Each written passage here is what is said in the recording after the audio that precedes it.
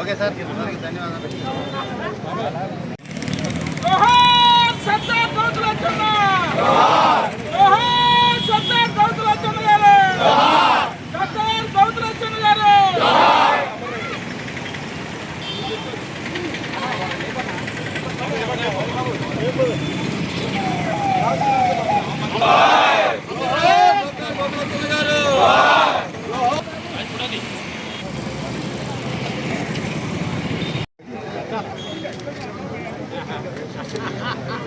Okay sir, ధన్యవాదాలు.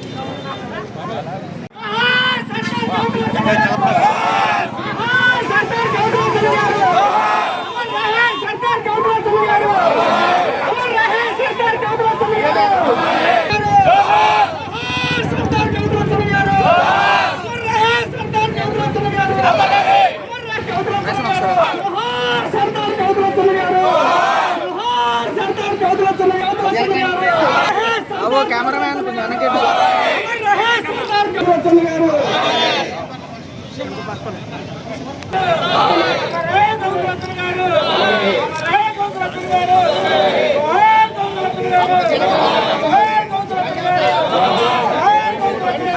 బలహీన వర్గాల నాయకుడు, స్వాతంత్ర సమరయోధుడు, బీసీల యొక్క అభ్యున్నతికై పోరాటం చేసినటువంటి నాయకుడు సర్దార్ గౌతులచ్చన్న గారు.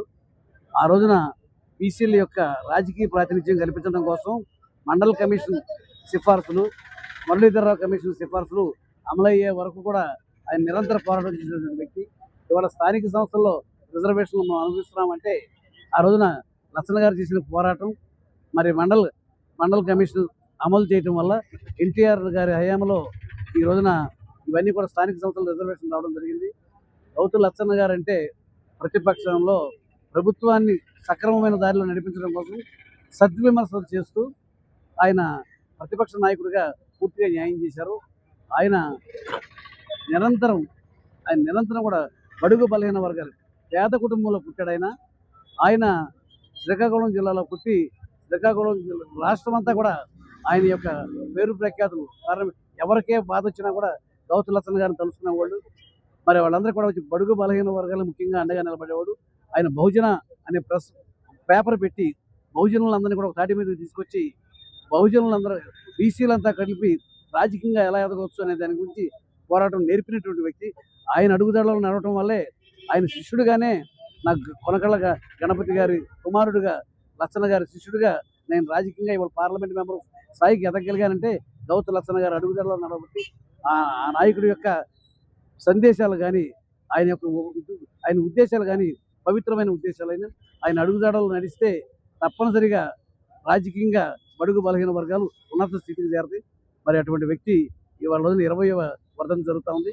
గౌతు లచ్చన్న గారికి ఇదే స్థానంలో గవర్నర్ గారు ఎన్డి తివారీ గారు వచ్చి ఈ విగ్రహావిష్కరణ చేశారు. ఆ రోజు కూడా మర్చిపోలేని రోజు 2008 ఆగస్టు 16వ తారీఖున గౌతు లచ్చన్న గారి విగ్రహావిష్కరణ జరిగింది. ఆ రోజున పెద్ద ఎత్తున జనం వచ్చి, పెద్ద ఎత్తున నాయకులు వచ్చి కాంస్య విగ్రహాన్ని పొందారు. ఆయన ప్రజల హృదయాల్లో స్థానం సంపాదించుకున్న వ్యక్తి. తిరుగులే వెనుకబడిన తరగతి నాయకులు ఎవరైనా ఉంటే ఆయన సర్దార్ గౌతు లచ్చన్న గారు.